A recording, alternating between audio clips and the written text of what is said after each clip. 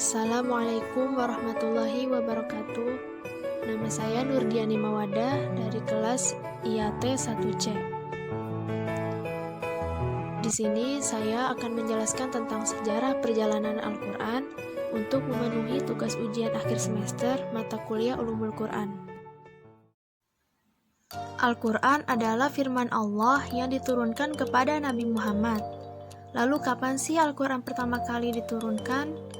Al-Quran diturunkan oleh Allah melalui malaikat Jibril kepada Nabi Muhammad yang diturunkan pada malam Lailatul Qadar di bulan Ramadan dari Lauhul Mahfuz ke Baitul Izzah di langit dunia. Kemudian turun dari langit dunia ke bumi secara berangsur-angsur selama 23 tahun. Turunnya Al-Quran secara bertahap. Al-Quran turun secara berangsur-angsur selama 23 tahun, 13 tahun di Makkah dan 10 tahun di Madinah.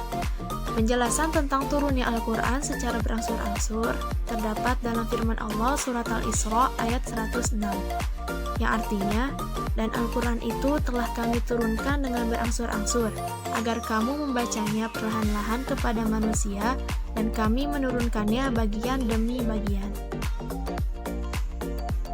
Apa sih hikmah diturunkannya Al-Quran secara berangsur-angsur? Hikmah yang pertama yaitu meneguhkan hati Rasulullah. Yang kedua, sebagai tantangan dan mukjizat. Yang ketiga, memudahkan hafalan dan pemahamannya. Yang keempat, tanpa diragukan bahwa Al-Quran Al-Karim diturunkan dari sisi yang maha bijaksana dan maha terpuji. Yang kelima, relevan dengan peristiwa. Selanjutnya, pengumpulan dan penertiban Al-Quran. Bagaimana sih pengumpulan Al-Quran pada masa Nabi? Yang pertama, pengumpulan Al-Quran dalam konteks hafalan pada masa Nabi. Rasulullah sangat menyukai wahyu. Ia senantiasa menunggu penurunan wahyu, lalu ia menghafal dan memahaminya. Persis seperti yang dijanjikan Allah pada surat Al-Qiyamah ayat 17.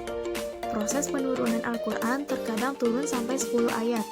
Setiap sebuah ayat turun, dihafal dan diletakkan di dalam hati, sebab bangsa Arab mempunyai hafalan yang kuat.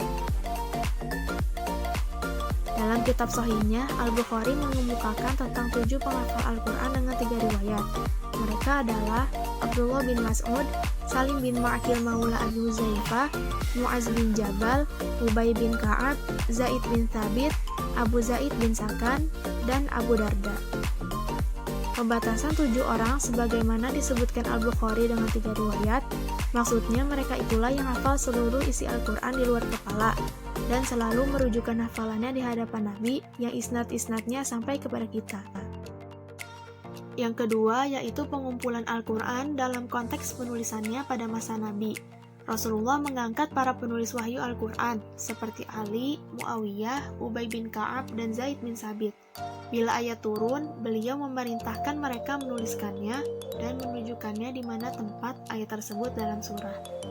Sebagian sahabat juga menulis Al-Quran pada pelepah kurma, lempengan batu, papan tipis, kulit atau daun kayu, pelana, dan potongan tulang belulang binatang.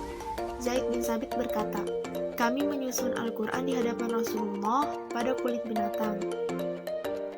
Tulisan-tulisan Al-Quran pada masa Nabi tidak terkumpul dalam satu mushaf. Menurut para ulama, sahabat yang menghafal seluruh isi Al-Quran ketika Rasulullah masih hidup adalah Ali bin Abi Thalib, Mu'az bin Jabal, Ubay bin Ka'ab, Zaid bin Sabit, dan Abdullah bin Mas'ud. Mereka juga menyebutkan Zaid bin Sabit adalah orang yang terakhir kali membacakan Al-Quran di hadapan Nabi. Zaid bin Sabit mengatakan, Rasulullah telah wafat, sedang Al-Quran belum dikumpulkan sama sekali. Maksudnya, ayat-ayat dan surah-surahnya belum dikumpulkan secara tertib dalam satu mushaf. Sesudah berakhir masa turunnya dengan wafatnya Rasulullah, Allah mengilhamkan penulisan mushaf secara lengkap kepada Khulafaur Rasyidin. Dengan demikian, Jam'ul Quran di masa Nabi ini dinamakan hifzan atau hafalan, kitabatan atau pembukuan yang pertama. Selanjutnya yaitu pengumpulan Al-Quran pada masa Abu Bakar. Abu Bakar menjabat sebagai khalifah pertama Islam setelah Rasulullah wafat. Ia menghadapi peristiwa berkenaan dengan murtadnya sejumlah orang Arab. Ia menyiapkan pasukan untuk memerangi orang-orang yang murtad itu. Peperangan Yamamah terjadi pada tahun 12 Hijriah, yang melibatkan sahabat penghafal Al-Quran dan 70 qori dari para sahabat gugur. Umar bin Khattab merasa khawatir. Lalu ia menghadap Abu Bakar dan mengajukan usul agar mengumpulkan dan membukukan Al-Quran karena dikhawatirkan akan musnah.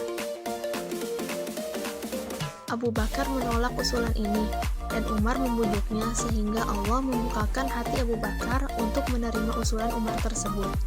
Kemudian Abu Bakar memerintahkan Zaid bin Sabit karena kedudukannya dalam masalah qiraat, hafalan, penulisan, pemahaman, kecerdasan, serta kehadirannya pada pembacaan yang terakhir kali. Pada mulanya Zaid menolak, namun keduanya bertukar pendapat dan Zaid menerima perintah penulisan Al-Quran.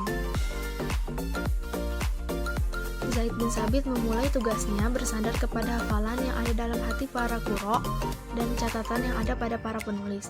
Kemudian lembaran-lembaran itu disimpan Abu Bakar. Setelah ia wafat pada tahun 13 Hijriah, lembaran-lembaran itu berpindah ke tangan Umar, kemudian berpindah ke tangan Hafsah, putri Umar. Abu Bakar adalah orang yang mengumpulkan Al-Quran dalam satu mushaf. Para ulama berpendapat bahwa penamaan Al-Quran dengan mushaf baru muncul ketika Abu Bakar mengumpulkan Al-Quran. Jam'ul Quran pada periode Abu Bakar dinamakan Jam'ul Quran Ats-Tsani atau pengumpulan Al-Quran yang kedua. Sekian penjelasan dari saya, semoga ilmunya bermanfaat. Kurang lebihnya mohon maaf. Wassalamualaikum warahmatullahi wabarakatuh.